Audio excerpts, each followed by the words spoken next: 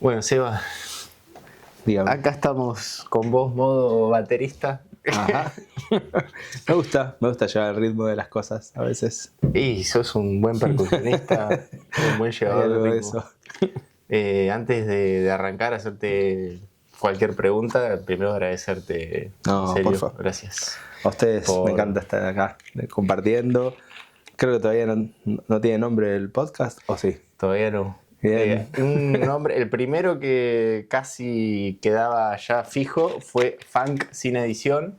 Bien. Pero como todavía no sé si lo voy a editar, no lo quiero Claro. quemar. Pero me Funk gustaba, editado. como te conté, la idea de que me gustaría que sean charlas enteras, sin cortes, sin edición, crudas, de lo que vaya saliendo de acá. Tenés manejo de cámara vos, ¿sí? Yo veo que tenés experiencia. Cámara 1, cámara 2. ¿Funciona? No, ahí Está la apagada la cámara, dejo. solo tengo la cámara 1. Así que bueno, si esto queda la charla completa sin edición, que va a estar el tema de los cortecitos que te comenté, Se de llamará los clips, se llamará Funk sin edición. Y ahí usamos eso para poner el cartel.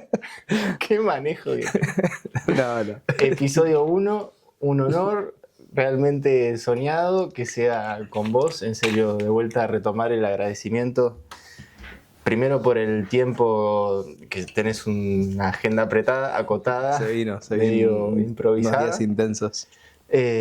Agradecerte por tu tiempo ahora y agradecerte primero y principal por todo lo que creaste, el ecosistema tan loco y gigante que creaste alrededor de Trimarchi y del Club Tri, que es donde estamos acá. Total. Esto es una sala dentro del club.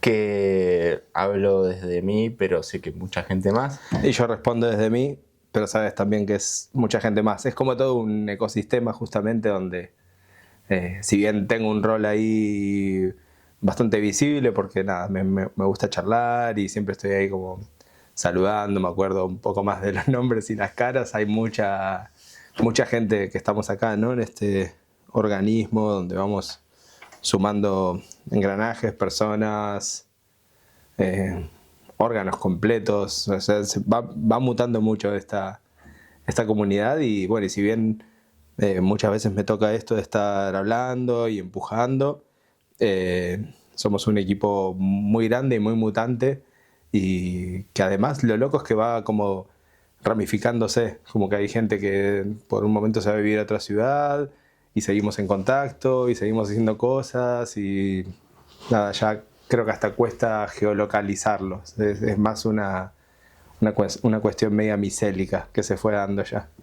Qué loco. Y es gigante y al crear algo tan grande que se le fue de las manos, me imagino, inimaginado de un principio, termina cambiándole la vida y dándole posibilidades de dedicarse a la gente a lo que le gusta. En mi caso, yo siempre lo nombro de que no sé si existiría funk si no fuera por Trimarchi, las ferias del Tri, el ecosistema que se generó ahí alrededor de las ferias de diseño, que siempre cuento que es el primer lugar al que caí con el perchero y sentí que la gente le interesaba, lo veía y lo compraba con ganas. Fue como el primer lugar que me dio un empujón en todo sentido de arrancar en serio a hacerlo. Tremendo, qué lindo. Y hay un montón de gente, no solo desde un emprendimiento o un comercio alrededor del diseño, todo lo que hay alrededor de los shows, las propuestas culturales, musicales que hay acá, hacen algo que es enorme. Así que te hice un agradecimiento un poco largo, un preámbulo para arrancar a hablar. No, hermoso, pero gracias. Gracias. Gracias. Está loco eso además, ¿no? Que vos de alguna manera encontraste tu punto de entrada a la comunidad, dijiste, bueno, mediante mi ropa, pero enseguida empezaste a hacer afinidad por otras ramas, vos venís a veces como DJ también, como que cada persona, una vez que empieza a ver este ecosistema activo, va encontrando nuevos roles o se anima a sacar del campo de hobby algo que dice, bueno, acá se está entendiendo o me están dando cabida, voy a probar qué onda mostrando esto que también hago y que disfrutaría poder hacerlo más seguido. Y son las mismas oportunidades que se nos dieron a nosotros. Tanto Pablo, como Nico, como Nano, como Mecha, como Marky, como toda la gente que fue pasando por el ecosistema del club. Renata, que también fue encontrando nuevos espacios, como que todos y todes de alguna manera fuimos entendiendo cómo sacar del lado B algo que realmente nos sentiríamos cómodos ejerciendo. Y encontrar en Trimarchi y en el club y en los ecosistemas que vayamos tejiendo escenarios para poner a prueba ese skill, esa inquietud que decís, bueno, a ver qué onda, y la pones a prueba y hay siempre alguien que va a saber apoyarte, dar una crítica constructiva y de a poquito, nada, te das cuenta que ese camino que toda tu vida te habían dicho que no iba a salir nunca de hobby o que nunca iba a salir de tu actividad de habitación, nada, tiene un escenario y una posibilidad y eso me encanta. Y sobre todo ahora que estoy distanciando tanto las visitas porque van surgiendo proyectos en otros países y vengo al club cada tanto y me reencuentro con la comunidad, me reencuentro a ver en qué andan los proyectos y los veo mucho más al frente, muchas personas, a pesar del ecosistema complicado, de la situación compleja a nivel país, veo que se están animando un montón, que está viendo gente que se está expresando mucho más libremente y nada, y todo eso está tremendo. A mí me motiva mucho más a seguir haciendo cosas, a seguir generando escenarios futuros para los siguientes pasos, de decir, bueno, a ver qué podemos hacer en otra ciudad o qué podemos hacer esto mismo, pero en este contexto. Y nada, es como un experimento largo y divertidísimo. Ya llevamos más de 2 décadas jugando a abrir espacios a amigues y gente que está experimentando. Y qué loco. Está lindo. Qué loco. Que no me entra en la cabeza, me resulta inabarcable lo que debe ser tu experiencia, la cantidad de vivencias, la cantidad de...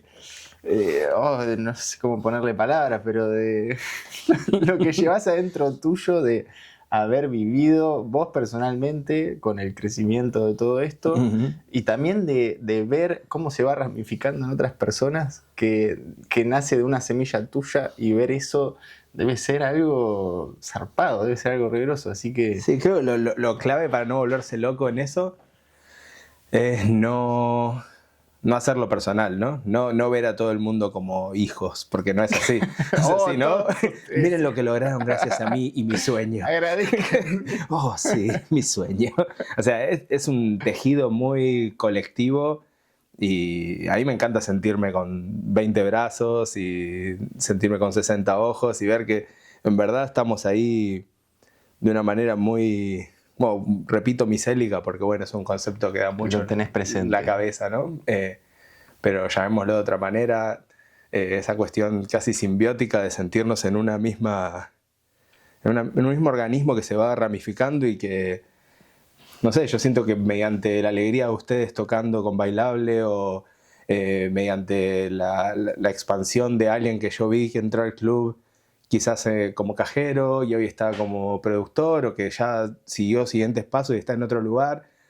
Mediante todos esos crecimientos uno se siente expandido y esa es la alegría real y nada, y lo que te hace regocijar de decir, bueno, hay que seguir armando espacio por más que cueste, pues vos sabés y muchos y muchos de los que están escuchando y viendo saben que no siempre es un plan fácil elegir la cultura como camino y sostener espacios con una propuesta que a veces no es quizás el grito de la hegemonía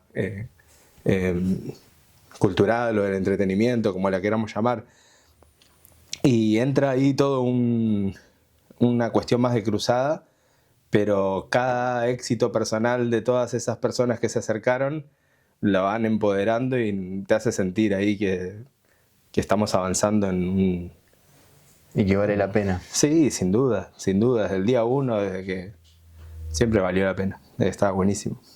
Ahora que decís desde el día 1 y que arrancamos a hablar ya de lleno de todas las implicancias de Trimarchi, Ujú. que no sé si lo nombramos como tal, me gustaría que empecemos, que Del vayamos día para 1. atrás y preguntarte por, me imagino, fueron Pablo y vos, estaban estudiando lo que sea la historia que estaban estudiando en la Malarro. Ujú. Y me imagino que es una historia que la debes haber contado mucho, pero me gustaría ir ahí y recorrerla un poco. De dónde, cómo fue la idea ¿Cómo esa salió eso, no? y cuál fue la idea inicial, porque hoy viendo todo en lo que se transformó, el tamaño que tomó y lo que fue abarcando, me imagino que es muy distinto a lo que ustedes tenían en mente en ese momento. ¿Cuál fue Sin la duda. motivación que en ese momento los hizo hacer la primera Trimarchi y qué es lo que tenían en mente de esa primera Trimarchi? Bueno, no sé muy bien qué teníamos en mente.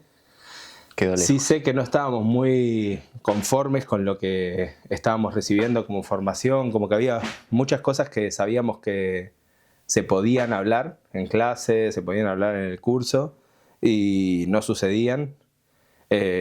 Pablo siempre era medio el raro que estaba todo el día con auriculares, como que era muy difícil establecer un diálogo. Perdón, ¿qué estaban estudiando? Estábamos en formación básica, o sea que hacíamos ¿En la FOBA? pintura, grabado, Sí, pasé por escultura, ahí. ese momento de audiovisual, grabamos un corto. Nada, estábamos en esa interacción que básicamente es como tratar de encontrar... Estaban recién en la FOBA. Yo pensé que ya estaban adentrados en la carrera. No, cuando empezamos fue en FOBA. Ah, no, están locos. Ya estamos Ahí locos, en siempre el estuvimos arranque de locos. la carrera. Locos de chiquitos. No, boludo. ¿Y cuántos años tenían? Yo tenía 18, Pablo tenía 19. Mira. ¿Y se conocían de antes o se conocieron en la Malarro? Nos habíamos cruzado en recitales, yo tocaba en una banda hardcore en ese momento Mira. y Pablo andaba mucho en skate y eran como escenas hermanadas, ¿no? Siempre que tocábamos había skaters, siempre que había un festival de skate nos invitaban a tocar, entonces nos cruzamos varias veces, pero nada, los que ya lo conocen a Pablo capaz que era como el más callado de la crew, pero siempre cuando veía lo que estaba escuchando conectaba con la música. Yo también estaba en otro plan, tocando en la banda, entonces no se daban espacios donde nos crucemos realmente. Y después cuando empezamos a estudiar juntos, como que me acercaba cada tanto, charlábamos. Después Pablo, en un momento empezamos como a intercambiar discos, música. Y se daba mucho de que después me llevaba para casa en el auto. Entonces íbamos escuchando música en el auto, hablando de puntos de vista. Y de a poquito empezamos como a quejarnos. Como que empezamos a darnos cuenta de que aspirábamos a más y que en la escuela todavía no se tocaban todos los temas. Y no digo que la Malarro estaba mal. De hecho, hasta siento que estuvo muy bien que sea así. Porque a veces... que lo hablamos más temprano también con vos, esa cuestión de las cosas cuando no surgen como las querés y que te toca complementarlo desde tus capacidades. Y nos pasaba que a veces los programas de estudio tenían títulos muy prometedores y después en la clase no se tocaban. Entonces buscábamos cómo llenar ese título prometedor con cómo nos lo hubiésemos imaginado. Entonces traíamos a tal persona que se nos ocurría que, quizás tal puede hablar sobre esto y explicarnos mejor lo que dice ahí.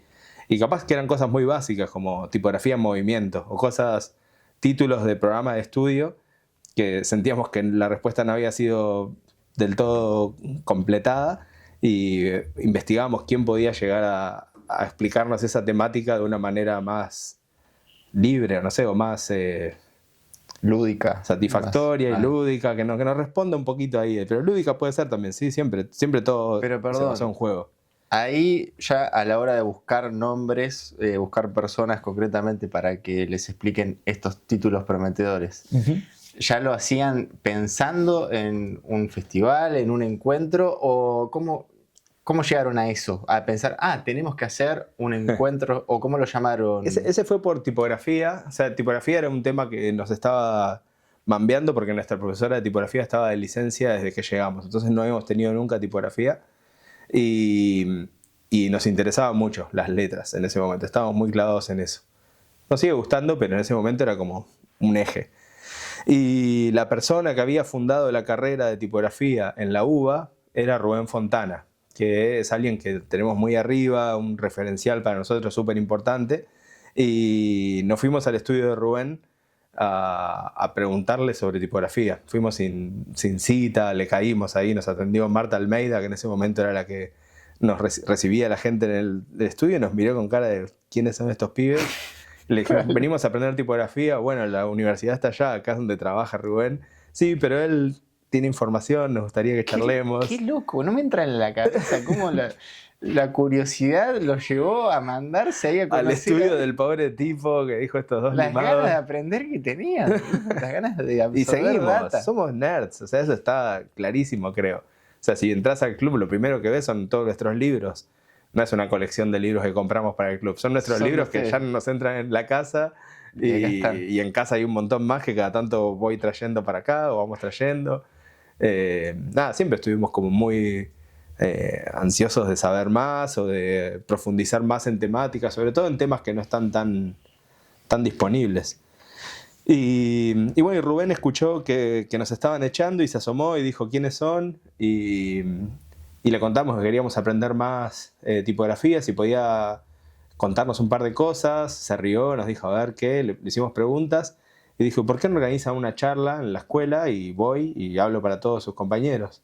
Sí, claro, estaría buenísimo. De hecho podemos hacer un encuentro para estudiantes y juntarnos con estudiantes de otras carreras, eso estaría buenísimo.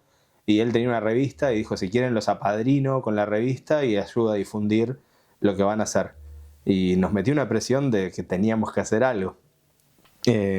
Yo en paralelo estaba estudiando organización de eventos en un instituto muy chiquitito de acá, en la Plaza Rocha, y lo preparé como tesis. Y estaba todo bastante simple, estaba fácil, y vino uno de los profesores, el director del instituto, y me dijo... Néstor Troncoso, el director, me dijo... Qué buen apellido. Sí, muy buena, Néstor Troncoso. Y me dijo, el proyecto les gustó mucho a los profesores del instituto y te aconsejo que lo hagas porque si no alguien lo va a hacer. Metele porque si no te van a dormir. Lo sentí como una apuradita, entonces ya teníamos la apurada de Fontana por un lado, la apurada del instituto, que el proyecto se veía sólido. Y nada, y empezamos a charlar con Pablo y Pablo dijo, estoy para lo que sea. Justamente ayer hablamos con Marky y decíamos, Pablo es alguien que resuelve. Es un tipo que resuelve. Y en ese momento ya estaba ahí, ya estaba en ese plan. Muy de su ADN. Lo ves acá. Total, pragmático. Club, todas las fechas y está atento a todo, está resolviendo, ¿no? Total, igual con el tiempo va ganando experiencia además, pero en aquel momento quizás no tenía la experiencia, pero sí la energía de hacer y la seguridad de que podía. Y yo, un delirante total, con ideas, y enseguida encontramos cómo anclarlas y cómo que sucedan. Y nada, estuvo buenísimo. De ahí empezamos a buscar un lugar. Y ese, perdón, no, que tranqui, interrumpa, tranqui. pero esa primera tesis, ese encuentro alrededor de Fontana, ¿estaba organizado en torno a la charla de él o también ya empezaron a sumar más No, cosas? hicimos un line-up, estaba pensado por él como principal, pero enseguida empezamos a ver qué otras temáticas no estaban en el programa de estudios y sería bueno que estén. Entonces empezamos a hacer como un pequeñito complemento a un programa de estudios que nos vendría bien, y le dimos un sentido concreto, como algo que realmente sirva para equilibrar lo que estábamos viendo como falencia. Y es lo que seguimos haciendo al día de hoy. Vemos qué bandas no vienen y las traemos, qué tipo de espacios faltan y tratamos de generarlos. Como que siempre estamos complementando. Como sentimos que nuestra labor está en detectar falencias y complementar. De hecho, es algo que después lo hice profesionalmente un tiempo con la UNESCO en un proyecto que se llamaba Identidades Latinas. Ir a recorrer ciudades, entender cuál era la falencia cultural y buscar una solución para eso. Desde la curaduría también un poco lo que hago en las bienales y todo es entender qué información está faltando para ese público y buscar, como que siempre fue detectar qué está faltando y aportarlo, ¿no? Esa es la lógica que de alguna manera fuimos desarrollando. Así que así fue la primera. Así salió la primera. Igual ahora con lo que me fuiste diciendo, se me van disparando después pestañas que se van abriendo y me gustaría ir, pero retomando esto de la primera. Ahí ya fue llamado, le pusieron el nombre de Trimarchi. Le pusimos Trimarchi, que era nuestro estudio, por una profesora. Teníamos una profesora llamada... ¿Tuviste a Teresita? La tuve en el colegio. Perfecto. Wow, qué loco. A Teresita. ¿Y qué era? ¿Historia del arte? Daba ciencias de la comunicación. Wow, muy bien. Sí, bien Teresita. Bueno, le da para muchos. Tiene una cabeza súper amplia y como que tranquilamente podía... ¿Y lo hicieron adaptarse. en honor a su apellido, el nombre? O... Ajá, sí, ella siempre corregía, nosotros le decíamos Tere o Tere Marchi, y ella decía, no me llamo Trimarchi, mi nombre es Teresita de Marchi. Y nos encantó que nos diga que no me llamo Trimarchi, fue bautismal, y empezamos a usar Trimarchi como nuestro nombre de estudio. Teníamos que hacer un proyecto que era diseñar una identidad corporativa del estudio, y diseñamos todo como Trimarchi. Y un poco se enojó, no le gustó mucho. Hubo varios años que directamente no nos hablaba. Pero porque después lo empezamos a usar oficialmente y nuestro mail era teresita1@hotmail.com y no le gustaba. No, como que era, la expusimos un poco en chiste, un poco en respeto, un poco en homenaje, un poco para distensionar esa situación de la corrección del nombre, como nos daba risa que se ponga tan rígida que su nombre era Teresita. Nada era dulce que alguien se ate tanto a un diminutivo.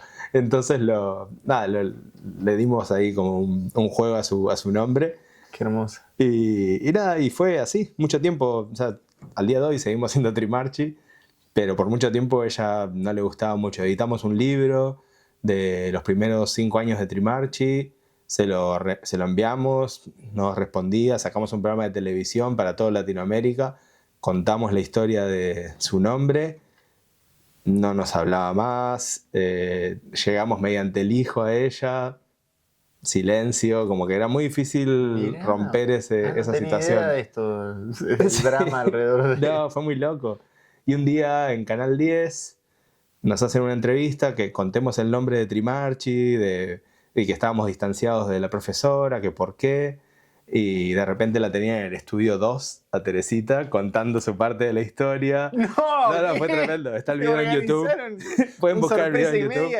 Un sorpresa y media con Teresita de Marchi. Me estás jodiendo. Y ese año nos reconciliamos y nos regaló una obra súper linda. Nos juntaron ahí en el programa en vivo como, bueno, y acá está. No, estaba como con un móvil ella. Nosotros estábamos en el estudio y ella estaba con un móvil. Mirá. Y estábamos ahí como en 2 pantallas como, ¿qué? Yo no entendía nada. No te puedo creer esto. Había caído re loco encima al programa. Se ve mi cara de... boludo. ¿Qué? ¿Qué está pasando? No, fue muy bueno. Espectacular esto.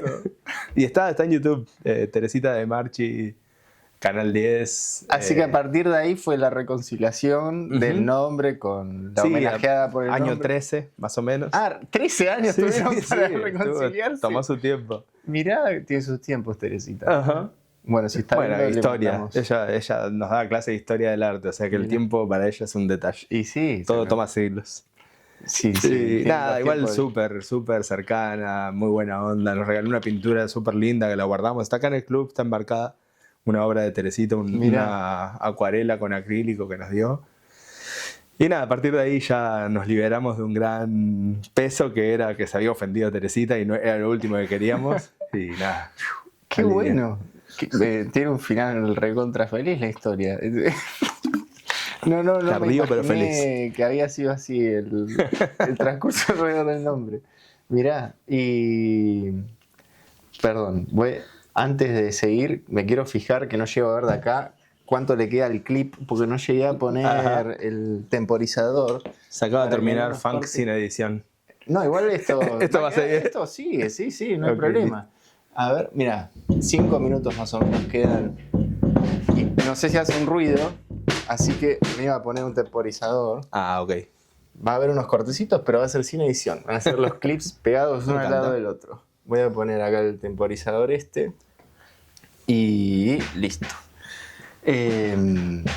Entonces, ya nos adelantamos ahí en la historia un poquito de Trimarchi. La primera, volviendo. Me imagino que fue un éxito. ¿O Un no? caos, pero sí tuvo su nivel de éxito. Un éxito darnos cuenta que teníamos tantos amigos, que teníamos familiares tan comprometidos con que nos vaya bien, que teníamos una red humana que toleraba tantos errores. Como fue un éxito humano ver que había tanta gente que se daba cuenta que éramos dos niños tratando de hacer algo de adultos, porque la verdad que fue un caos. Fue muy difícil el check-in, todo eso de dar de alta a la gente, entregar las pulseritas, todo eso que parece tan simple hoy, en ese momento fue toda una ciencia, no sabíamos muy bien cómo hacerlo. ¿Pero cuánta gente les cayó a la primera? 400, que era el límite del lugar. Se llenó. Fuimos a salón lleno, que fue una locura. Invitamos una orquesta de tango para tocar entre conferencia y conferencia, No, porque a Fontana le gustaba el tango. Nada, estuvo re lindo, fue un súper evento frente al mar. ¿En dónde fue? Lo hicimos en Tío Curcio, que es donde habíamos hecho el año anterior nuestra fiesta de egresados de la secundaria. Entonces en nuestra cabeza eso era donde se hacían los eventos. Les quedó que ese era el lugar. Ese era el lugar de eventos. Claro. Ahí se hacían los eventos en Mar del Plata. Sí, ahí fue el último evento que fui, era ahí. Ah, ok. ¿Y fue pensado durante un día o como...? No, 3 días también. Ah, ¿ya lo arrancaron? Sí, El lo primero arrancamos. ya fueron Ajá. 3 días. Sí, ya sí. no sabía. 14, 15, 16 de noviembre creo que fue. Y fue el primero ya era de 3. Sí, el formato fue muy similar, el logo también, como que salimos ahí con un modelo que más o menos lo sostuvimos, lo fuimos mejorando, le fuimos ampliando cosas, pero ya había feria, ya había un montón de stands. Lo habíamos fantaseado así, muy parecido a como siguió. Tenía fiestas. Ya así de movida, no sabía. Sí, lo arrancamos con todo el modelito que siguió después con el tiempo. No tenía escenario afuera, no había bandas. El escenario afuera lo tramitamos más adelante. No tenía workshops, eso también apareció más adelante. Pero no mucho más. La estructura básica, 3 días con cortes de bandas, en este caso orquesta de tango, entre charla y charla, la feria de stands. Todo eso estaba bastante... Una fiesta de cierre había, no había fiesta los 3 días. Eran como 2 barcitos que cerrábamos viernes y sábado y el domingo una fiesta, que después nos dimos cuenta de la fiesta mejor el sábado. Nada, cosas que vamos a seguir aprendiendo, ¿no? Mira, no me hubiera imaginado, pensé, en mi cabeza estaba, bueno, en la primera vieron y lo fueron ampliando de a poquito, me imaginé Sí. que era un día y un par de charlas, pero ya arrancaron de movida 3 días y lleno de atractivos y Sí, fue loco. de todo, ya, mirá, no me hubiera imaginado. Y Y el otro día llevamos a un teatro. eso, después como termina la primera, ¿ustedes ya antes de terminar sabían que iban a hacerlo todos los años o fue algo que sobre la marcha, cómo fue eso? Sospechamos que lo íbamos a hacer de nuevo. Ese año ganamos 100 pesos que nos alcanzó para 2 kilos de helado y lo repartimos con el staff. Tomamos 2 kilos de helado en la salida del lugar. Que deben haber sido los 2 kilos de helado más Deliciosos, ricos total. Y poquito para cada uno para poder tomar helado todos. Fue como algo así como muy simbólico que nos alcance justo para helado para todos. Y lo tomamos ya fantaseando, el año que viene va a estar increíble. Tipo, nos salió todo esto, que fue un caos total. Encima nos alcanzó para helado. Y estamos acá todos sanos y felices y sonriendo. El año que viene va a estar buenísimo. O sea, ya ahí estaba, ya tomándose helado, disfrutándolo, ya estaban flasheando la próxima, ya estaban... Sí, ahí automáticamente, seguramente también hubo un rato de estar ahí durmiendo una semana entera, como cuando volvés de un viaje de egresados, una cosa así. Pero ya nos habíamos quedado con la inquietud de hay que seguirlo y hay que hacerlo más grande, porque nos sorprendió mucho que se haya agotado. Nos imaginábamos que iba a venir mucha menos gente. Teníamos un dealer en ese momento de libros que se llamaba Ricardo Landa, que muchos de los libros que están abajo son los primeros que le comprábamos a Landa. Y él nos jugó una apuesta en la que no iban a venir más de 80 personas. Ah, mirá. Y lo tomamos muy como una... Un gil. No, bien, lo hizo a propósito. Mirá, sabía pinchó. desde dónde pincharnos, claro. Sí, Landa siempre fue un genio, fue una persona muy, muy hábil para hacernos ahí, Mirá. hacer cosas. Como que no. Bueno, se nos cortó el primer clipcito, ahora ya la próxima vamos a saber en qué momento para retomar. Pero bueno, estamos en la historia de Trimarchi, llegamos al tercero. Momento de pánico. Momento de pánico de ver el primer estadio. Vacío en un momento. ¿Y ya el primero en el estadio lo llenaron? No, el estadio era enorme. Vinieron igual 3.200 personas que no entendíamos nada de cómo venía gente de Venezuela, Brasil, Colombia, de todas las provincias de Argentina. Ya se había armado algo loquísimo. Y nada, no sabíamos muy bien cómo hacerlo. Ese año perdimos muchísima plata, muchísima, así como un número que en ese momento era como imposible de recuperar para nosotros, con nuestros sueldos de mortales. ¿Dónde laburaban ahí? Pablo trabajaba en el casino y yo trabajaba en una... Ya para ese entonces no, ya estaba dedicándome más a Trimarchi, pero antes había trabajado en una empresa de contenedores. Y después como asesor educativo para una fundación que vendía como carreras en general, y yo entré como diseño. Mira. Pero nada, trabajos así ultra X para subsistir. Pero ya a esa altura estábamos tratando de tener un estudio, como que Pablo ya había dejado el casino y solo iba en temporada, y durante el año tratábamos de hacer trabajos como Trimarchi Estudio, pero nuestro presupuesto no daba para la deuda que nos había surgido por ese Trimarchi, que salió todo genial, fue un súper evento, pero calculamos todo mal. Tipo, el segundo día ya no había más papel higiénico, el tercer día termina y nos queda un container entero lleno de Fernet. De que habíamos calculado mal las bebidas. Un container entero. Medio Maersk de Fernet. No, de bebidas en general, ¿no? Pero lo que más había era Fernet. Miles de botellas, ¿cuántos? Muchísimo. Compramos mucho de más porque íbamos a hacer fiestas en el estadio. Mirá. No se permitió vender alcohol en el estadio, entonces nos quedó comprado un montón de bebida. Que después, por suerte, los proveedores nos aceptaron como parte de pago. Menos mal. Que ellos tenían como trabajos con boliches y cosas y nos lo tomaron como una moneda media devaluada, pero nos aceptaron todo eso. Nada, un año muy caótico, pero a la vez muy próspero, como que vimos que el evento funcionaba súper bien, que vino un montón de gente, que la pasamos tremendo, aprendimos muchísimo.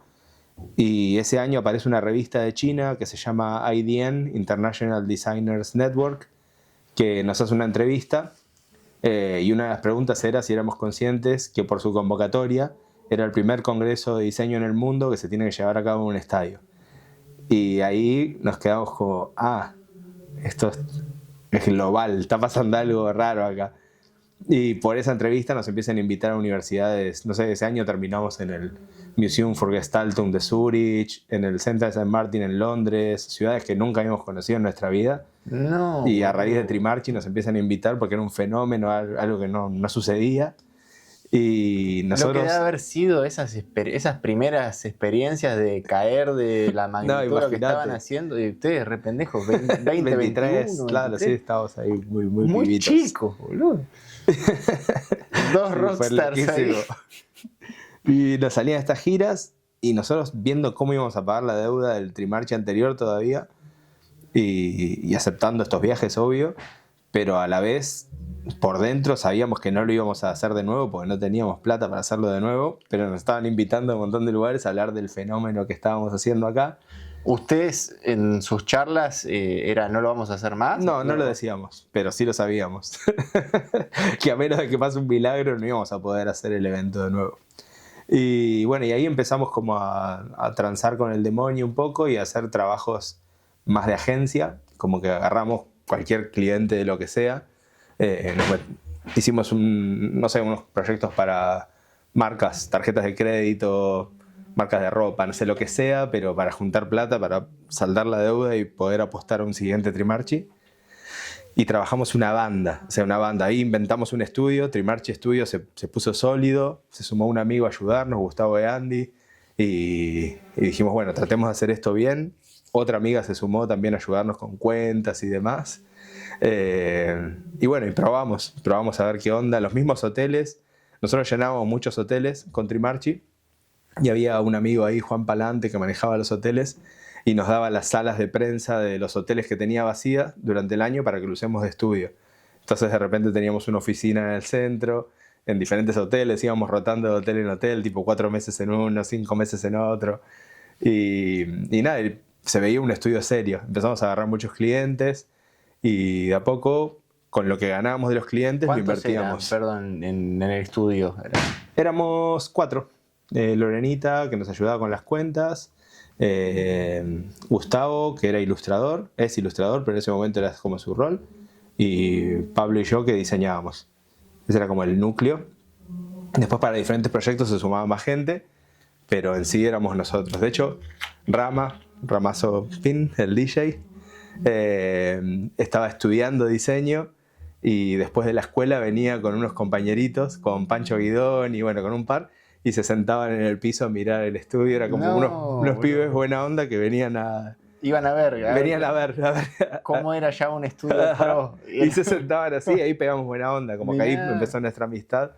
Salían de la escuela y venían ahí a sentarse en la alfombra a mirar cómo íbamos gestionando las cosas. Qué loco. Y después de a poquito lo sumábamos en algún proyecto y así. Qué locura, boludo.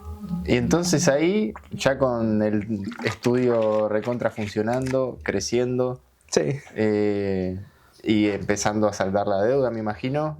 Eso fue lo más milagroso, que pudimos empezar a equilibrar la deuda rápido.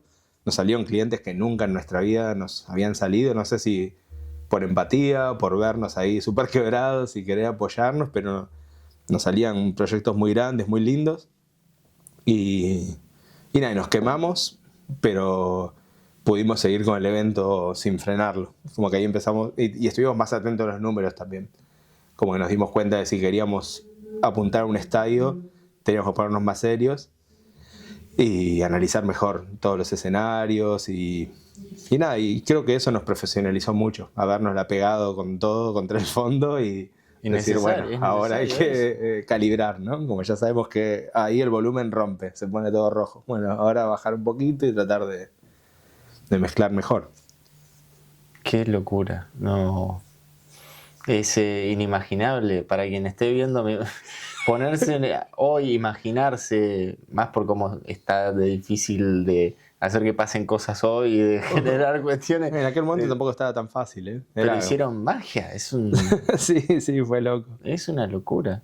Y recién en el año 10 empezamos a recibir apoyos, así como gubernamentales, o nosotros también veníamos del punk, del skate, del hardcore, y poner un logo de una marca o de un país era bandera del inframundo, como que no queríamos. Éramos muy caprichosos de, este es un evento autogestionado, independiente, y de a poquito, bueno, necesitábamos algún tipo de apoyo, más que nada, apoyos de sostener que nos confirmen la fecha del estadio, porque a veces nos la corrían por un partido de básquet y de repente nos corrían la fecha y perdíamos un montón de pasajes o teníamos que pagar pasajes de nuevo para cambiar la fecha. No, un quilombo. Entonces eso. Ese tipo de convenios de dennos por 10 años la fecha confirmada, que esta fecha no nos van a correr. Cada una de esas negociaciones terminaban en un loguito y nos dimos cuenta de que la gestión cultural era parte de. Así que nos fuimos a estudiar gestión cultural con Pablo en una beca del Centro Cultural España. Y estuvo buenísimo, como que aprendimos un montón. Se llamaba Programa de Excelencia de Gestión Cultural, que nos invitó Gustavo Quiroga, otro curador de diseño muy genio, muy amigo. Y nos ayudó a ver mucho las alianzas, el poder de las alianzas. Ahí empezamos a trabajar mucho con British Council, con la Alianza Francesa, con el Goethe Institute. Con el British Council seguimos casi hasta el día de hoy haciendo cosas. Y bueno, y eso nos permitió también como ampliar mucho más la llegada internacional del evento, ¿no? Como la gestión fue una herramienta que nos hizo entender más lo que estábamos haciendo, desde dónde, el potencial. Y estudiar, ¿no? Estudiar siempre te da herramientas. Y fueron sabiendo de qué manera formarse y iban viendo las limitaciones con las que se iban encontrando y aprovechando de ver esas limitaciones para formarse y capacitarse en eso. Total. Claro. Sí, después hice un diplomado en gestión económica de proyectos culturales. como que nunca paré de estudiar. Terminé hace muy poquito otra carrera y siempre estoy haciendo diplomados o como me parece que es muy, si bien la propia comunidad te educa mucho, yo creo que ahí se aprende más que nada, en este tipo de conversaciones, en hacer cosas, en narrar, en colaborar con gente que te complementa desde otro lado, o por ser más punks y tener más huevos y poder resolver todo mucho más simple, o por ser ultra diplomáticos y tener muy bien resuelto el papeleo, o por ser ultra académicos y tener una red de universidades, como que siempre aprendes con interlocutores desde la cultura. Siempre encontrás un paralelismo que te das cuenta en qué estás flaqueando o qué podrías hacer mejor.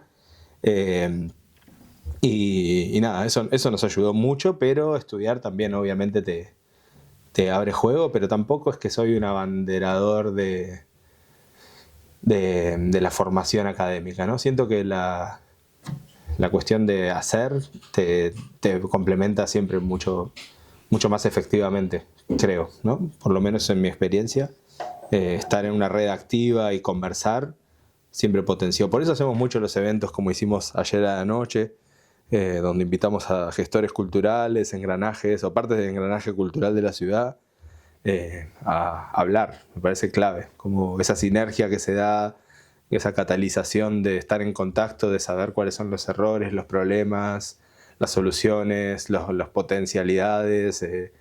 Nada, conversar potencia un montón y nos gusta generar ese caldo de cultivos porque sabemos que salen buenas cosas de ahí.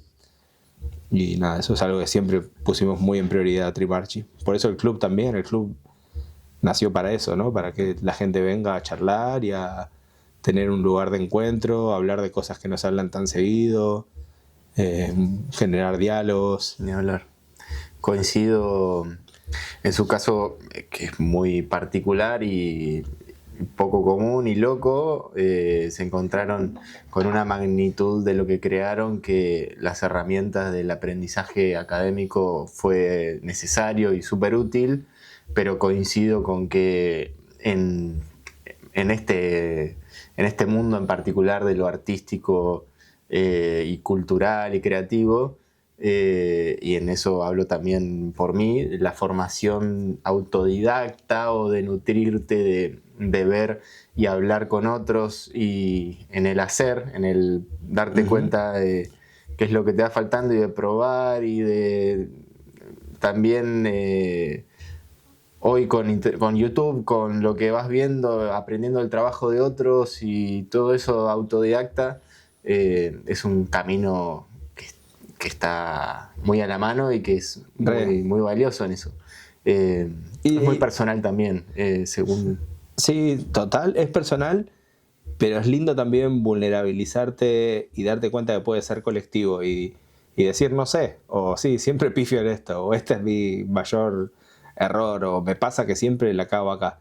Y siempre va a haber alguien o que la cagó peor y te va a decir un consejo, o que lo hace mejor y te va a complementar constructivamente, pero como que a veces el camino personal, el hazlo tú mismo y lo autodidacta, son medio tres palabras o tres conceptos que no son tan reales, ¿no? Como el hazlo tú mismo, ya lo hablamos varias veces con Elian Chali, que vino a dar una charla acá inclusive, y en el Trimarchi de Madrid también dio la misma charla, que se llama Hazlo con tus amigos, hazlo con amigos, que tiene mucho de eso, de desmitificar el hazlo tú mismo, que no existe el hazlo tú mismo. El autodidacta, es muy difícil que alguien sea autodidacta, siempre estás aprendiendo en comunidad. Podés llegar a ser autodidacta, pero siempre hay un punto en el que lo que estás leyendo lo escribió alguien, sí, no existe, lo que estás viendo lo grabó alguien. Ya de movida, no. ¿Qué te cae del cielo del aprendizaje? No. Exacto. Lo estás viendo de otro. Entonces ahí es comunidad, siempre es charlar, es tener espacios de encuentro, un mensajito, una chateadita, pero algo necesitas de... Sí, del contacto. De esto que está pasando ahora, inclusive. Preguntas que quizás no hubiese pensado la respuesta de otra manera si no me la preguntabas así, o algo que quizás le está generando a la persona que está viendo que se queda como, sí, de una, sí, bueno, le voy a escribir. Ahora sé algo, no sabes qué pasa, pero escuchar, ¿no? Estar atento a esas interacciones, la sinapsis. Sí, yo en mi caso siento que me nutrí muchísimo del contacto virtual, por un lado, de consumir contenido que generaba otra persona y después escribirle, Bueno. de esas charlas o de ver el trabajo de otros virtualmente, y después de lo presencial, de empezar a juntarme en este ecosistema que crearon ustedes con otros artistas. En mi caso me pasó que yo funk lo arranqué con la fotografía, arranqué a materializar diseños a través de mis fotos, que era muy limitado en ese momento las herramientas que tenía de llevar a lo gráfico las fotos. Sí, pero me acuerdo con la lámpara redonda y las palmeritas, me acuerdo de tus diseños. Esas eran las primeras. Uh-huh. Y me di cuenta muy rápido de que las herramientas que tenía de materializar diseño gráfico o de ilustrar en ese momento, que fue algo que me di cuenta que sentía que quería que vaya para ese lado la cosa, la marca, y no tenía las herramientas, me hicieron, por un lado, frenar eso. No me quedó otra, o sea, la realidad misma de mis capacidades me hizo frenar eso y empezar un camino de aprendizaje, de esto de ver trabajo de otros, de juntarme con otros, de empezar a hacer redes, aprender un poquito de cada uno de los artistas con los que me iba juntando, y a la marca traer artistas para que los diseños, hacer una curaduría de artistas que me gustaba el trabajo, y ahí empezaron las colaboraciones de funk, y el diseño propio quedó medio en modo laboratorio y empezar a jugar para después empezar a volver a hacer cosas. Así que pasa eso, de empezar a juntarse y ver. Hay algo de materializar el trabajo de otro, en mi caso, de estamparlo o de simplemente tener que digitalizar una obra que no estaba pensada para lo digital. Bueno. Eso ya te hace poner algo de voz en eso y agarrar cositas de cada uno, y en algo puntual como este ejemplo ya se ve claro esto que decís de juntarte con otros, ya como se transmite aprendizaje, ya es algo que te nutre y es un ida y vuelta que está buenísimo que pase. Así que otra de las implicancias que tiene esta locura que crearon, Total. pasa por esto. ¿Cómo estás vos ahora de la cabeza, de hidratación? No, bien, bien. ¿Estuviste hablando mucho? Sí, no, pero venía de antes. Hoy tuve un día larguísimo. Es que vine muy poco, ¿no? Como que fue un viaje muy fugaz. Tengo otros proyectos ahora que me están demandando un montón allá en México, entonces esta semana fue clave, y vengo de grabar además un documental durante toda una semana en altura, en Bolivia. 4.800 metros, trabajando como nunca, tipo, aprendí a usar un pico, nunca había usado un pico, y lo usé para este proyecto que estamos haciendo. Entonces nada, venía con todo un trajín y nada, si bien la estoy disfrutando, justo la cabeza venía full entre por eso todas las... Te pregunto porque hidratándome. Me imagino... Agüita. Me imagino en esto de la agenda apretada del viaje, que debes venir con 1.000.000 de cosas y encima estar hablando tanto. No, también trabaja el bocho de ir para atrás y poner palabras y todo. No me esperaba que íbamos a rebobinar tanto, y eso me hizo ahí como nombres además. Néstor Troncoso creo que no lo mencionaba desde, no sé, 20 años sin hablar. Mira. Pero nada, gracias si estás viendo esto. Gracias por el consejo en el momento justo. A Néstor Troncoso. Obviamente que quería tocar el tema Trimarchi, pero bueno, nos fuimos. No, me encantó, estuvo bueno. Vos igual, cuando ya no des más de hablar o lo que sea, no dudes, esto no tiene límite, pero estamos, cuando se sienta que ya estamos. Así que yo estoy para seguir infinito, pero... Depende de usted, que tiene el poder de poner stop. Hasta ahora acá, vamos a seguir charlando un rato. Me gusta. Bueno, y ahora que nombraste de dónde venís ahora, de la semana pasada, quería tocar el tema México. ¿Cómo terminás viviendo en México? ¿Cómo es tu actualidad? Loco, muy random, ultra random. ¿Cuánto hace que estás ahí y por qué terminaste ahí en DF? Hace un tiempo estoy con la curaduría, es como mi motor de búsqueda, de investigación, de recursos también. Estoy trabajando mucho con curaduría. Y estuve trabajando en la Bienal de Londres hasta el 2018 y ahí nos surge una propuesta para hacer la curaduría, o sea, para sumarnos en Doméstica en diferentes roles. En mi caso, como curador global de cursos de diseñadores, de ilustradores. Y nada, me gustó el reto. Empezamos con San Pablo, después fuimos a México, después me quedé 2 años en New York y ahí empecé a coordinar equipos globales de curaduría en París, Milán, Berlín, Londres. Y nada, se puso como súper interesante estar viajando, entendiendo qué estaba pasando con las escenas culturales. Y de repente me derivan a Tokio. Perdón, antes de seguir, el trabajo de la curaduría de los cursos, ¿es presencial? ¿Cómo haces un casting de gente que puede llegar a dar un curso? ¿Es virtual? ¿Te presentan, mira, están todas estas personas aplicando al...? Algo así, armamos como un equipo que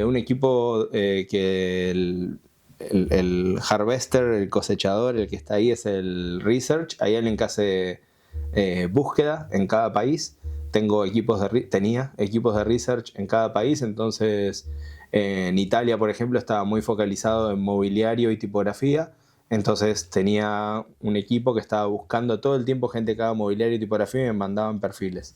Y te mandan perfiles de gente que no necesariamente ya esté dando cursos, simplemente gente creativa en general, que tenga facilidad para desarrollar muy bien un proyecto con mucha identidad, que se note que ese es su firma, ¿no? Como diseño más de autor. Y así buscando personas excelentes en su ejecución de todo el mundo y en cada país con un equipo de research que me va buscando cosas. En alguno empecé yo como research hasta hacer un equipo, como en New York era yo que estaba ahí buscando, saliendo, iba a todos los eventos que podía, exposiciones y así. Y después, bueno, el equipo sigue, ¿no? Tenemos el research, tenemos el curator, que es el que elige quién va, de todo lo que hay, quién va. Yo era el global curator, entonces tenía por debajo un curador en cada país que me decía, pienso ir con esto, y digo, sí, dale, buenísimo, mejor vayamos más por esto, que la gente de Alemania está esperando un poco más esto, entonces busquemos más este perfil. Y así, de repente me toca hacer un proyecto en Tokio, y en Tokio empiezo a convivir con un amigo de México que hacía muchísimo tiempo estábamos en contacto, lo conozco hace más de 15 años. Antes de que abramos el Club Tree, él vino acá a conocer el espacio y me dijo, estás re loco, acá va a ser muy complejo lo que sea que quieras hacer, este lugar es enorme, la ciudad no tiene caudal cultural para algo, una propuesta así. Digo, bueno, va a estar. Bueno, él vino con su lectura medio apocalíptica, que me encanta, es alguien que quiero mucho y siempre tiene una lectura muy pragmática y resolutiva de las cosas, nada, una mente que admiro, ¿no? Me encanta su visión. Y él está viviendo en Tokio la mitad del año, 6 meses en Tokio, 6 meses en México, y justo coincidimos cuando me tocó hacer este proyecto ahí. Y se cancela este proyecto, me dan la opción de seguir con Doméstica en Madrid o estar más abierto, y justo me surge la posibilidad de curar la Bienal de Ilustración de México. ¿Qué año fue esto? 2022, creo. 2 o 3, pero sí, 2022. Sí, o 3, no sé, no me acuerdo. Noviembre de uno de los 2 años. Y me surge la posibilidad de ser curador de la Bienal de Ilustración de México, que buenísimo, me gustaba mucho, y mi amigo me dice, ¿por qué no vamos allá y abrimos un lugar juntos? Un bar o algo que podamos activar. Y él ya tenía un plan de hacer un listening bar en México, así que aproveché las dos cosas que se estaban dando, la posibilidad de activar un espacio para seguir conectando con la escena musical, que siempre, cuando hacía las curadurías en los diferentes países, siempre enseguida buscaba tener un punto de contacto con la escena musical y un punto de contacto con la escena artística. Como que identificaba cuál era el lugar donde se juntaban los DJs o los músicos o los productores, No sé, en New York tenía Nabla, que era un lugar de acid jazz, que todos los lunes había jams de acid jazz, y ahí iba a conocer gente, a entender qué estaba pasando, porque donde van músicos también van otras escenas creativas o son buenos puntos para reuniones. Y después trataba de encontrar el espacio visual, ¿no? Donde se juntaban los artistas, no la galería del momento, sino donde los artistas quieren hacer el after de la muestra, ¿no? Como donde es donde se juntan. Y bueno, siempre buscaba esos dos núcleos en cada país y dije, bueno, quizás podemos hacer este espacio en México donde se junte la escena musical y tratar de entender ahí. Y fue así, estuvo muy bueno, así que me fui a raíz de eso a trabajar como curador en la Bienal y a abrir este primer bar con un montón de gente que no conocía. Es una esquina muy neurálgica, entonces somos muchos socios. Una esquina muy cara básicamente, está muy bien ubicado. Y nada, y nos sumamos un montón de gente para poder sostener ese lugar. Y está divertidísimo, hay una cultura muy linda, se llama Órbita el lugar. Y descubrí ahí gente muy rica, muy, muy buena, gente con muy linda búsqueda musical y también buenos humanos. Y ahí, además de Seba, que es mi amigo y mi socio que me invitó al proyecto, conocí a Eduardo, otro genio que me supo contener porque nunca había migrado, siempre había estado un año en un lugar, unos meses en un lugar. En New York se podría decir que viví del 2018 al 2020, pero volvía para acá, como que no estaba todo el tiempo ahí. Y acá en México de repente me tocó migrar o quedarme, o decidí quedarme. Y no es fácil, como que de repente te das cuenta de no tenés familia, no tenés amigos, los amigos que tenés no te conocen de hace tanto, entonces te faltan anclajes a tu verdadero yo. Si bien hay gente que te quiere mucho, te empiezan a querer a raíz de una romantización de tu persona, que es nueva, y no sé, entras en unas crisis existenciales y también unas crisis económicas de estar apostando a un lugar nuevo. Y acá tenía resuelto que había hecho mi casa y tenía todo muy, muy resuelto dentro de todo, y ahí es empezar a pagar alquiler de nuevo en un escenario nuevo, apostar en negocios que no sé cómo van a ser, saber que la Bienal se termine, después no tengo un proyecto muy concreto. Y Eduardo Pachur, este amigo, me supo contener un montón. Como todos esos días de crisis existenciales nos juntábamos a desayunar en Órbita y enseguida me encarrilaba o me daba algunas palabras ahí de inspiración. Y nada, y ahora abrimos con él y con Seba también otro proyecto nuevo, donde buscamos nuclear la escena artística, la parte visual. Como que con Órbita ya tenemos un lindo núcleo humano de DJs y de coleccionistas de discos y una escena más musical. Y ahora Pistilo, que es este nuevo lugar, que abrimos hace un mes y medio, muy, muy reciente, por eso me quiero volver rápido para estar ahí, para ayudar, para estar presente. Tenemos muy poquito tiempo y estamos como entendiéndolo. Pudimos comisionarle obra a muchos artistas muy buenos que nos encantan, como Elena Garza, una pintora que hace unas cosas buenísimas, Chavis Mármol, un escultor que sería como el equivalente a un Dani Basso en México. Justo tenemos un... Por eso, sí, ahora viendo las obras de Dani, de hecho, Chavis tiene unas que son como unas cadenas de lágrimas. Mirá, que son muy similares a las lágrimas de Dani. Dani siempre es más abstracto, no es tan figurativo. Dani va muy por el universo de la repostería, y Chavis quizás sus esculturas son más figurativas, pero tiene collares de perlas gigantes, como que hay un imaginario que me encantaría, un crossover. Que se junten Dani y Chavis en algún proyecto sería un sueño. Bueno, así que fundaste Órbita, ahora recientemente Pistilo se llama. Si hay alguien de México viendo esto y no lo conoce, si está viendo esto y te conoce a vos, es muy probable que ya conozca Órbita. Bueno, van a tener que ir a conocer. Más invitados. Me avisan antes, así le comento a César, nuestro gerente, y los recibe con unas buenas muestras de mezcal. Ya saben cómo encontrarme en Instagram como Acampante. Me mandan un mensajito y me dicen, vamos hoy para Pistilo. Ahí está. Y los recibimos con una charolita.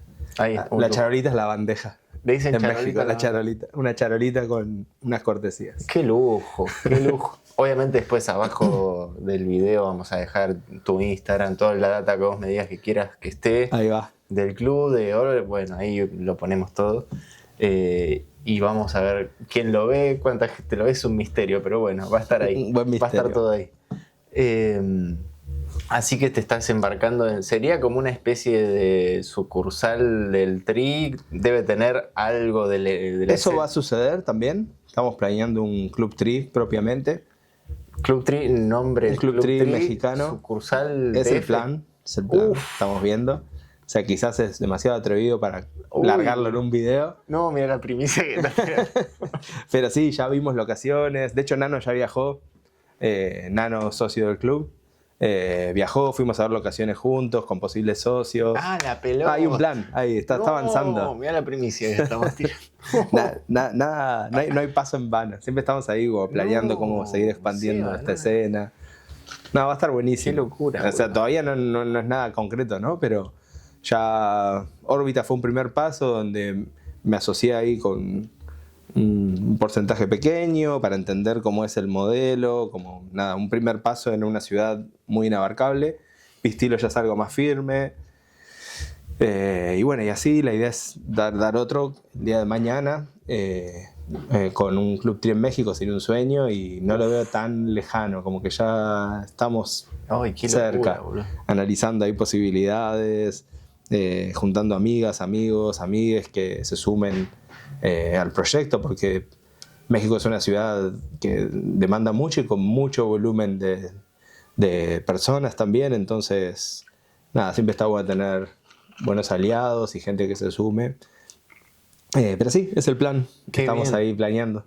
Fue un año de que surgieron muchas propuestas afuera. Por primera vez también estamos analizando un Trimarch en San Pablo, que está bastante concreto, que parece que ya va a ser el año que viene. También nos invitaron a hacer otro en España, que ya hicimos en Madrid el año pasado, pero ahora nos invitaron de... Ay, soy un limado con los nombres de las ciudades. Bueno, demasiados nombres de ciudades tiraste. Sí. Se me fue. Ay, no, estoy re loco. ¿En bueno, qué país? En España. En España, pero me olvidé el nombre de la ciudad, soy un limado. ¿En Barcelona? No, ¿En Valencia? me sale Valencia, es en Valencia. Ajá. Siempre se me mezcla con Sevilla, pero es en Valencia. Mirá, mirá qué interesante. Sí, boludo, puede estar divertido. Se me resulta inimaginable estar en tu mente, en tu persona. Uno acá con tan poco se hace... Ahora es porque me duele la cabeza. Pero demasiado bien está, loco. Para tener solo un simple dolor de cabeza, que la de miles de cosas que está, es increíble. No, Seba, es una cosa de loco.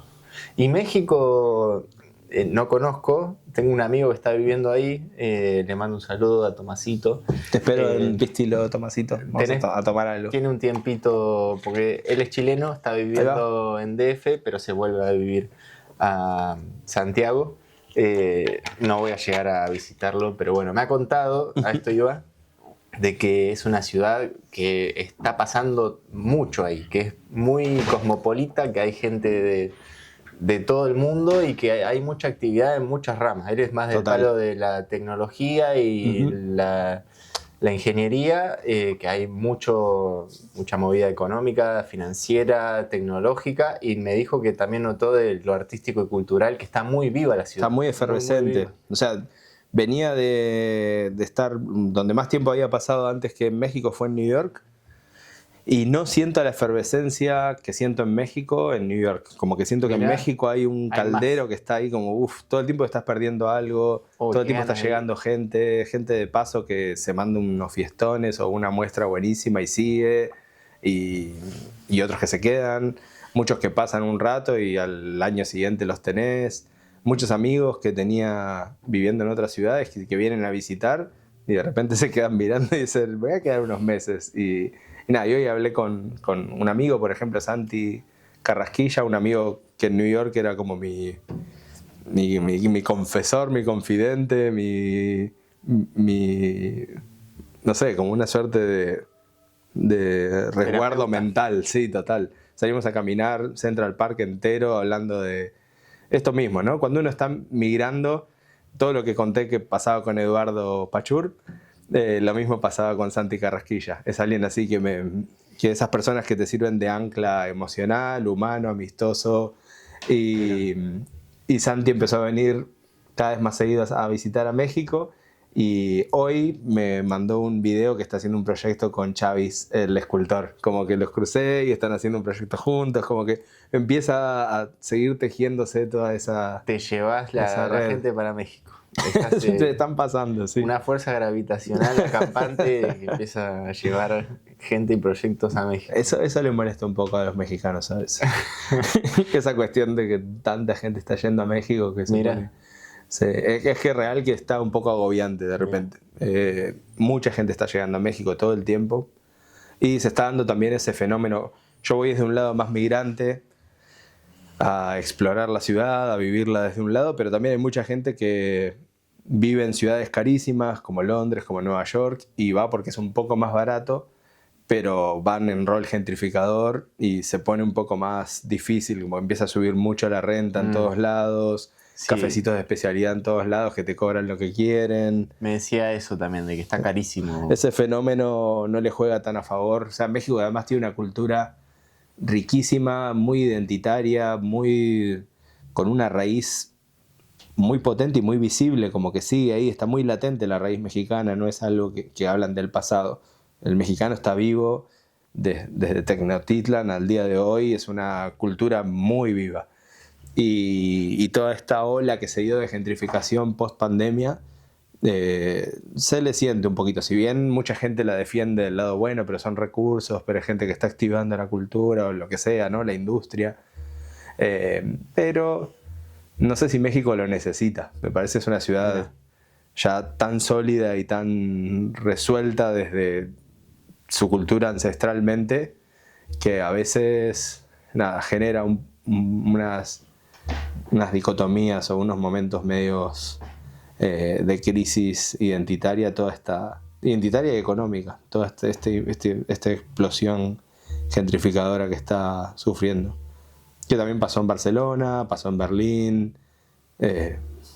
Son momentos en los crecimientos de las ciudades. Inevitables, en cierto punto. Un poco, pero bueno, está bueno que al ver esta experiencia en otras ciudades, de alguna manera la ciudad misma ya va pensando planes de cómo equilibrar, complementar, resistir, cuestiones de turismo consciente, de personas que llegan pero con un poco más de conciencia a dónde están llegando. Como que México está levantando muchas banderas para que se sepa cómo abordar el país, de que no es que estás yendo a un lugar y podés mandar lo que quieras. Esto es un país con una cultura muy respetable y la gente de alguna manera tiene que tratarlo de esa manera, ¿no? Eso me parece que es muy educativo en México también, cómo hacen valer su cultura de una manera muy consciente, muy vivida, y vos te podés sumar a eso, no vas a imponer nada. Claro, no vas a inventar nada, no vas a querer forzar algo que... Y si lo haces, no te va a ir muy bien. Claro. O sea, la onda es ir a sumarte a lo que está sucediendo con ese respeto y vos complemento. Estás complementándote a lo que... Sí, todos mis socios son mexicanos, soy el único no mexicano del grupo y siento que no me hubiesen aceptado si mi actitud no hubiese sido esa. Claro. Real que voy a aprender, estoy así como... Cuéntame más todo el tiempo. Me interesa muchísimo la cultura mexicana desde hace mucho. Yo hace 10 años que voy a México todos los años. Y esta es la primera vez que decido quedarme, pero siempre fui ahí a admirar como otras culturas, ¿no? Pero siento que México tiene algo que siempre me tocó mucho. Qué bien. ¿Qué hay, puedes rescatar algo, alguna cualidad puntual de lo mexicano que es lo que más admirás o te llama la atención o te atrapó de su cultura? ¿Qué podés decir de eso? Uy, no sé, súper amplio. Te tiré una muy difícil. Siento que hay una conciencia de los estados dimensionales muy ancestral en los cuales el inframundo y el supramundo, todas estas cuestiones que en otras culturas latinoamericanas se llama como el Hanan Pacha, que es como el espacio divino, el Uku Pacha, que es el espacio del inframundo, y el Kai Pacha, que es el espacio de la coexistencia social.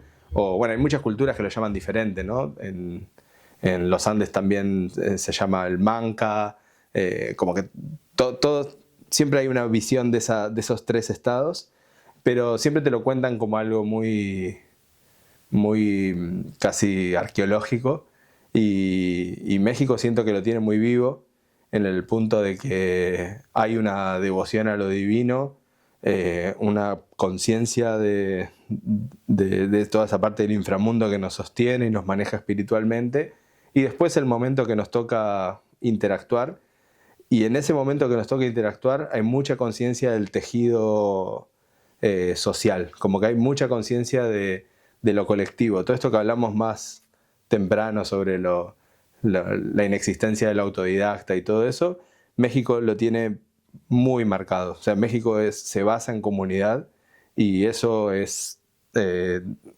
muy, muy interesante cómo están tramando esta coexistencia y esta co-construcción desde lo infra, lo mundano y lo supra, con una total conciencia de que existimos en todos los planos. Y eso no lo tenemos tan visto nosotros, o en general, ¿no? Hay muchas culturas, sobre todo cuando uno se va al pensamiento eurocentrista, que no considera otros planos más que en lo que estamos trabajando hoy, ni siquiera qué somos, a qué nos dedicamos. Como que no hay una visión del qué somos, y mucho menos del qué somos en planos que no percibimos. Y eso la cultura mexicana siento que lo vive muy naturalmente. Y eso ya ahí ya está, ya me compraron, me tienen ahí adentro, suscripto. No me esperaba una respuesta para ese lado. Qué interesante. Pensaba que los tacos. Muy ricos los tacos. Me encantan los tacos. La verdad es que me quedé por el tequila, los tacos el picante.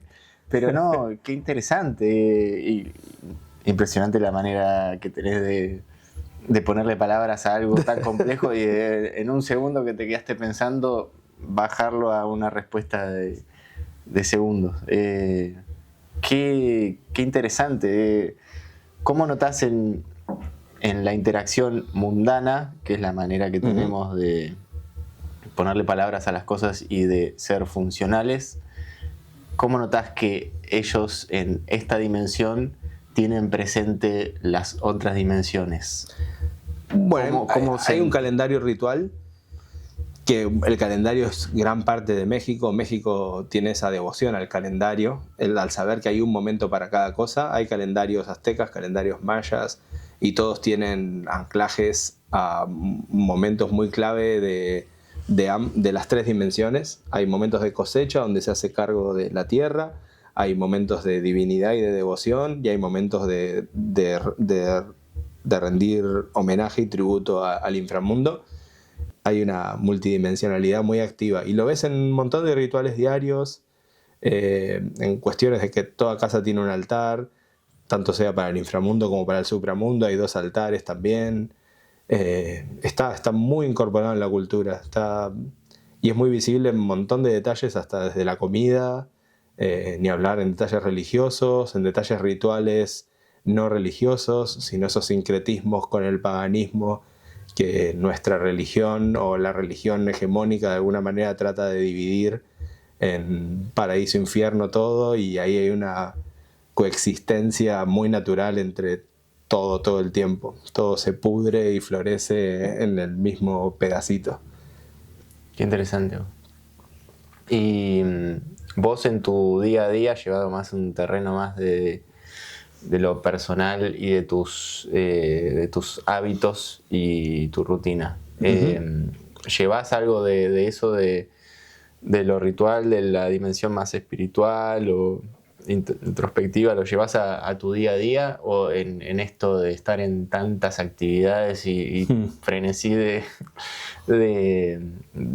hacer, de crear y de estar en lo productivo no te lo permite? No, siempre di un espacio a mi formación espiritual desde siempre, no es algo que en México me despertó. Siempre mi familia siempre estuvo muy vinculada a la meditación, a rituales específicos durante el año. Mi mamá estudiaba religiones comparadas, entonces siempre se hablaba en mi casa de un montón de sincretismos y de comparaciones de cosas. Hacíamos a veces un ritual druida porque queríamos explorar el pensamiento druida. Después nos íbamos un rato al sufismo para investigar, meditaciones de diferentes culturas, ni hablar lo tibetano. Como siempre estuvimos muy curiosos y creo que eso también me dio una apertura para ser más permeable a diferentes pensamientos filosóficos y espirituales de diferentes culturas. Como con mi papá, cada vez que llegamos a una ciudad, vamos al cementerio y al mercado, y al mercado de pulgas, para entender rápido de qué va la ciudad, ¿no? Como entender qué manera tienen de darle el culto a los que se fueron, que en la cultura del mercado de pulgas ver qué desecha y qué se queda, qué valora, qué no valora. Como era un montón de lecturas que hacemos rápido como jugando, pero que hoy por hoy vivo de eso, como pasó a ser mi manera de hacer análisis de las sociedades. Y también me ayuda mucho, creo, en México específicamente, y en la vida ahora.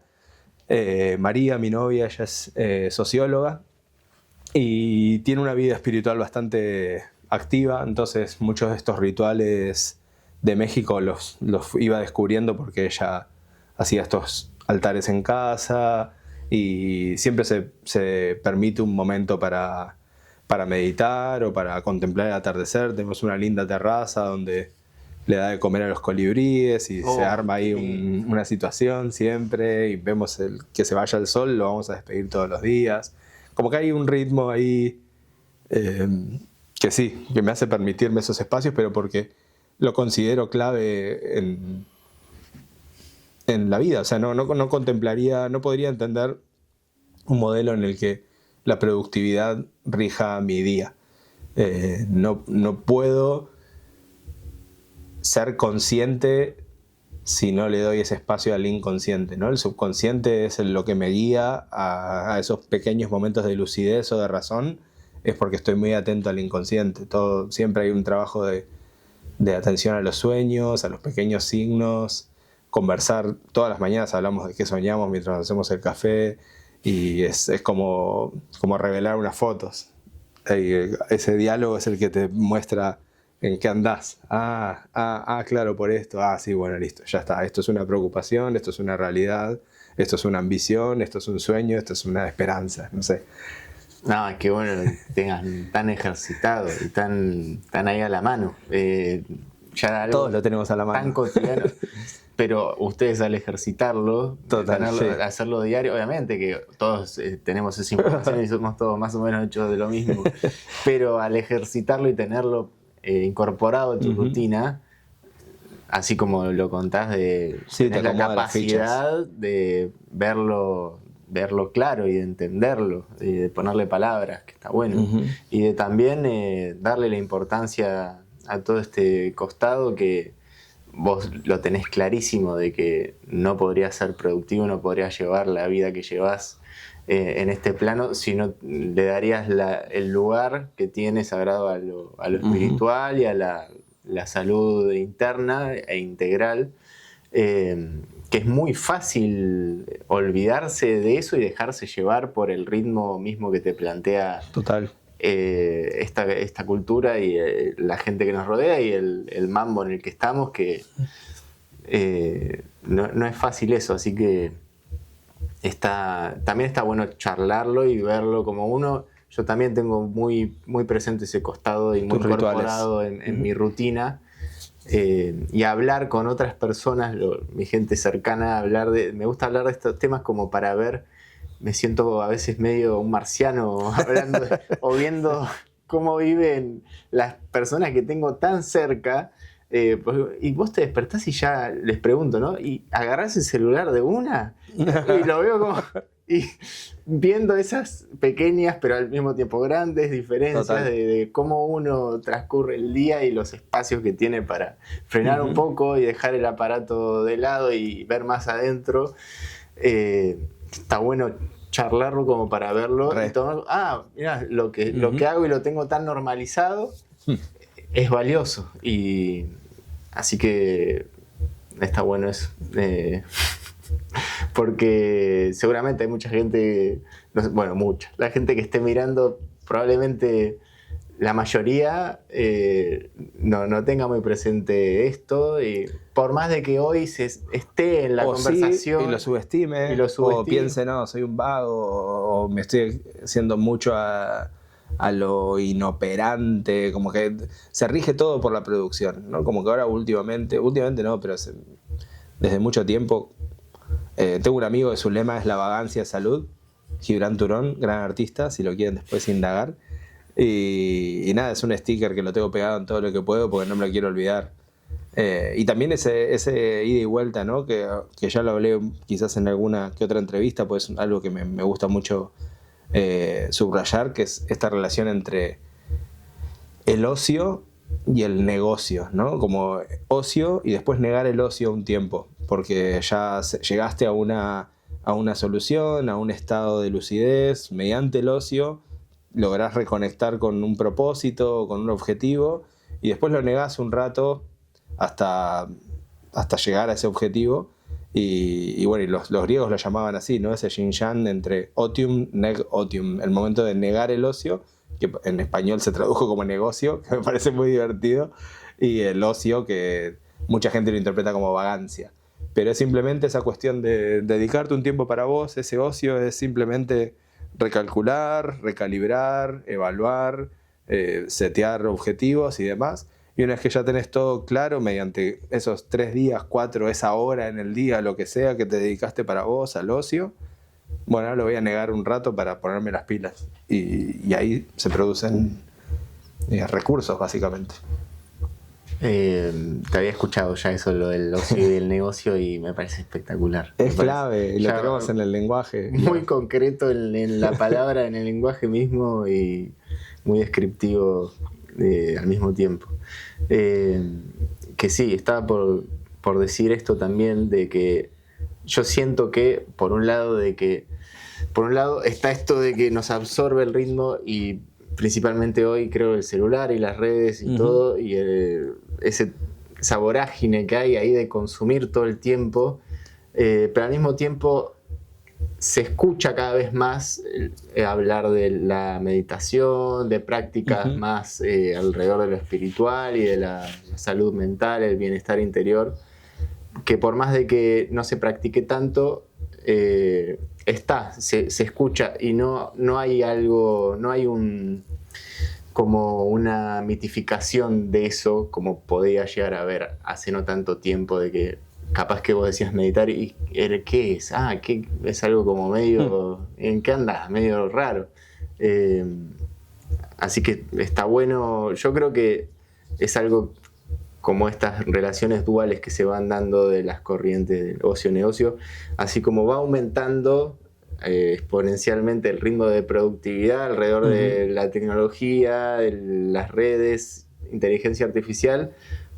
Todo este costado alrededor de las prácticas espirituales y el bienestar integral también viene aflorando como contraposición de todo eso, y es necesario para sostener a lo otro. Entonces cada vez también se escucha más, hay más disponibilidad gracias a YouTube, Instagram y todo esto, de videos de gente hablando, contando de rituales diarios para bajar un poquito, para conectar con la respiración, con la meditación. Cada vez se practica más el yoga y práctica alrededor del cuerpo también, sosteniendo la mente y el espíritu. Así que bienvenido todo eso, y aguante tenerlo presente innegociable en nuestras horas. Innegociable. Innegociable. Ahí trayendo. Entró de vuelta ahí el otium, negotium, in-neg-otium. Wow. Ahí estuvo. Metaverso etimológico. Ay, qué bueno, qué bueno. Yo tengo muy presente últimamente, cuando me doy cuenta que estoy muy inmerso en consumir, en el desbalance que se genera entre el consumo y la creación, como en tener presente el mantener el equilibrio de, bueno, estoy consumiendo mucho más de lo que estoy creando, y es muy fácil hoy caer en esa con Instagram. Yo consumo mucho YouTube también, como para pasar el rato, estoy haciendo cosas, estoy cocinando, lo que sea, mirando YouTube, pero también me rescato cada tanto de para un rato de silencio también. Me gusta estar sin música a veces, sin estar metiéndole un input al cerebro, como para también dejar a la mente misma trabajar, y creo que está bueno. Y llevando una marca, ¿cómo lo llevas eso? Porque también pasa esta cuestión de la producción, desde generar piezas para un sistema de consumo que a veces no sabes si hace falta esa camiseta que estás haciendo, ¿no? Como que ese dilema también como generador de objetos, ¿no? Está muy presente, y de hecho es lo que hace que el ritmo que lleve funk sea muy lento y por momentos trabado. Es lo que hablamos el otro día acá, de que paso también mucho tiempo sin sacar nada para funk, porque me doy cuenta que por un lado no se vende, también entra esto de es necesario, no es necesario, y lo que termina generando un ingreso es este tipo de trabajos más de encargos, de gente, lo que, bueno, esto se necesita más. Un no uniforme o lo que sea para otro, que es un gran dilema, y que bueno, lo creativo lo termino plasmando en algo más que voy acumulando, en una colección privada. Tengo mis cuadernos, mis dibujitos y lo que voy haciendo, que la gran mayoría no lo publico, pero no sé, tengo una relación ahí compleja alrededor de esto, de lo que se necesita. Justo es algo, la ropa es un producto particular, bueno, se necesita con tanto que ya hay circulando, tanto vintage, tanto lo que es la producción en masa, el desperdicio y todo eso. Así que es un dilema, obviamente, como todo dilema no tiene una respuesta clara, según el momento en el que... Pero sí entendiste que lo vas dosificando, ¿no? Como que no es algo que entras en esa vorágine de muchas marcas que empiezan a sacar, así no haya compra, así no haya una necesidad concreta. Hay algo ahí que, no sé, a veces se atiborran de info, de mercadería. No, lejos nada, de está eso. bueno leer el momento, me parece. Okay. Así que ya se nos fue 1 hora y media. A ver si me quedó. Voy a revisar la lista de temas. Yo creo que tocamos casi todo. Tenía acá, obviamente, Trimarchi, tenía anotado tu vida en México, tu presente. Esto también ya hablamos de. Mira, sin darnos cuenta, tocamos todo lo que ahí, tenía. bueno. Tengo una duda, algún tema anotado acá que me llama la atención y me da curiosidad. Y después ya podemos finalizar, a no ser que quieras seguir hablando. No, estoy bien. Ya demasiado, ¿no? Me quedé sin agua. Yo tengo un poquito. Tranqui. Me interesa y me da curiosidad el rol de curador. De qué entra en juego a la hora de seleccionar un trabajo por sobre otro, donde en lo artístico entra muy en juego lo subjetivo y no es algo tan mensurable como algo, un objeto, qué sé yo, como números, finanzas, los rubros más concretos. Esto es arte y entra muy en juego lo sutil, lo subjetivo, la sensibilidad. ¿Y qué es lo que vos tenés en cuenta a la hora de curar, de elegir algunas obras por sobre otras, algunos artistas por sobre otros? Bien. Hay 3 corrientes de curaduría que más o menos me orientan en esa respuesta, que yo me la hago muy seguido también. Unas me convencen más que otros, pero primero está la que estudié, ¿no? Tuve la suerte de estudiar en este programa del Centro Cultural España, después en una universidad en Londres, y siempre me encontré con la misma historia, sobre todo porque son dos países muy saqueadores, países que su rol siempre fue extraer la información, tanto sea España como Inglaterra, son lugares que tienen unos museos muy cargados de saqueos, básicamente. Y la curaduría empieza en esa época, siglo XIV, gente muy con un afán de descubrir tierras nuevas, de ver qué pasaba donde los mapas terminaban con bestias marinas, qué hay, no sé que no hay ahí una hidra, qué hay, un kraken, qué hay, ¿no? Entonces en estos barcos iba siempre un curador, una figura que era básicamente alguien con criterio que el emperador elegía para que le traiga unas buenas historias. Los emperadores tenían en sus casas, previo a los museos, hablamos del siglo XIV, pre-museo, había unos espacios en los palacios que se llamaban Gabinete de las Curiosidades. Y en los gabinetes de curiosidades, hay muchos libros de gabinetes de curiosidades súper lindos para ver, eran vitrinas o espacios, muebles, una sala entera, un ala de sus palacios, de sus mansiones, donde el curador traía una buena historia. Un objeto con una historia para que lo ponga ahí en un display y el emperador cuando recibía visitas le diga: esa calimba que está ahí me la trajeron de Etiopía y no sé qué, pero con las limitaciones de descripción que tiene un señor europeo de esa época, que son peso, tamaño, o sea, las cosas que podés decodificar rápido de un objeto, tipo 34 centímetros por 6, esponjoso, madera y fieltro. Se usaba para tocar tambores en las costas de Argentina.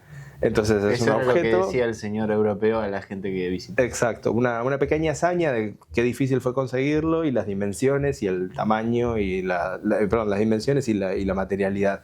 Como en los museos, vas a un museo hoy y sigue siendo lo mismo, tipo piedra esculpida, 2 metros por 40, encontrado en Chiapas, México, en una excavación en tal lugar. Como que no hay mucha más data que eso. Y ese es el criterio curatorial europeo, que básicamente se basa en una buena historia. Cómo narrar algo que tenga una narrativa por detrás. Si lo queremos resumir mucho, ¿no? Y quitar toda la parte del saqueo y de la apropiación y del extractivismo y bla, bla, bla. Después hay otras dos corrientes que me siento un poquito más identificado.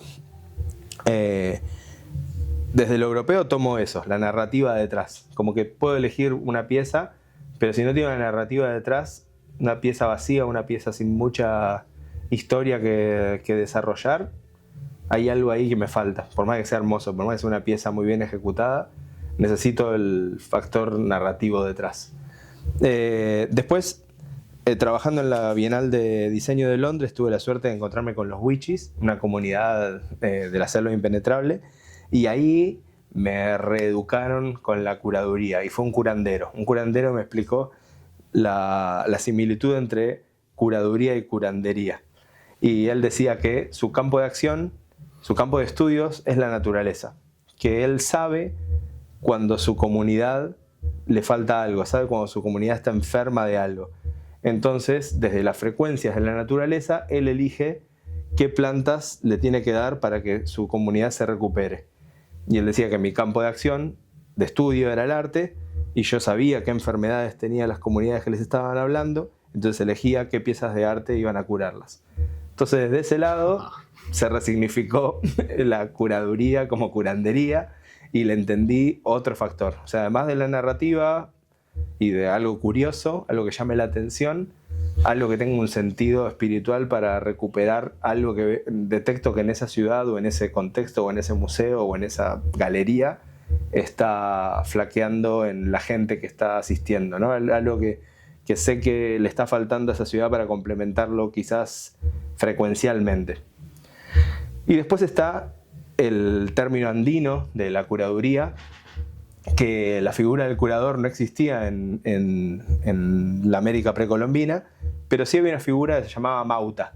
Y el Amauta era una persona que entendía los contextos y las intenciones de las cosas. Entonces, cada vez que surgía una necesidad de algo, ya sea una vestimenta, un edificio, un objeto, él entendía la función y la intención de eso que debería de hacerse. Entonces él decidía qué tipo de objeto se iba a colocar en qué lugar, qué tipo de edificio había que hacer para esta intención. El Amauta era una suerte de visionario, de hecho el Amauta siempre está en contacto con flores psicotrópicas y con expansiones de la percepción, habla con las montañas, con los apus, con los achachilas, tiene un vínculo muy espiritual con su contexto y da una solución mediante un objeto. Entonces, esas son, creo, los tres parámetros de selección que tomo cuando hago algo. Analizo desde la visión Wichi, de la visión Amauta y de la visión con la que me formé, mi carrera, la europea, por decir de alguna manera. Después, sí, hay subjetividades, un montón. Hay prioridades, que priorizás cierto estilo, cierta tendencia, pero trato mucho de que haya eso, un diálogo con el contexto, una historia que narre y una función casi espiritual o frecuencial para complementar algo, ¿no? Esa es la búsqueda. ¡Pah! Qué interesante, qué interesante. Y me imagino que el descubrir y entender qué es lo que le hace falta o qué enfermedad tiene la cultura que te rodea para, en base a eso, elegir una obra. Uh-huh. Intentás estar lo más en contacto posible con la calle, con la gente, Sí, siempre. Cada proyecto que me llaman curatorialmente generalmente es con 2 años, son bienales, trabajo mucho con bienales. Ahora, por ejemplo, estoy preparando la Bienal de Venecia 2027 y falta un montón, no tanto, y ya estoy en contacto con muchas cosas, estoy investigando mucho, estudiando, analizando el público, voy a viajar obviamente antes un par de veces, ver la ciudad, entender el ecosistema que mueve. Muchos de los coleccionistas, filántropos, galeristas que participan hacen reuniones en otras ciudades, no específicamente en Venecia durante el año, y trato de participar siempre que puedo y entender quiénes van a ser los interlocutores, quiénes están interesados en ir, quiénes son los que mueven la obra ahí. Y bueno, como que todo ese análisis merece esos 2 años. Está bueno que la Bienal te la avisen siempre 3 años antes, que vos sepas que en el 2027 vas a estar curando en este espacio, pues son trabajos de formación, donde tenés que estar ahí muy clavado. Ahora estoy haciendo otra curaduría para Pachuca, que es una región de México, y también ahí no fue de 2 años, pero un tiempo en el cual estoy viajando, estoy viendo. Siempre trato de involucrarme mucho con la comunidad que estoy trabajando de antemano, justamente para tener estas 3 facetas. No solo cargo una historia interesante, extraída de otro lugar, sino que tengo un sentido y una coexistencia con el contexto. ¿Hay algo que puedas encontrar de factor común entre los distintos lugares en los que vas trabajando para presentar muestras y seleccionar obras? ¿Hay algún vacío común que sientas a la gente de los distintos lugares, al público de los distintos lugares alrededor de lo que vas estudiando y sintiendo? Tengo un espacio de comodidad donde me siento muy cómodo y autorizado quizás para hablar, que es del legado ancestral, ¿no? Siento que ahí hay algo que toda comunidad carece de contacto con hasta no tienen ni contacto con sus abuelos, muchas personas. Entonces, el planteo de entender la ancestralidad de uno, las experiencias vividas, no solo en tu vida, sino experiencia como comunidad, como especie. Siento que se analiza poco y siempre ahí encuentro una zona donde hay un común denominador de una falencia. Y creo que hablo mucho desde eso y sobre todo del legado precolombino, que es el que más me toca, donde encuentro más respuestas, más soluciones.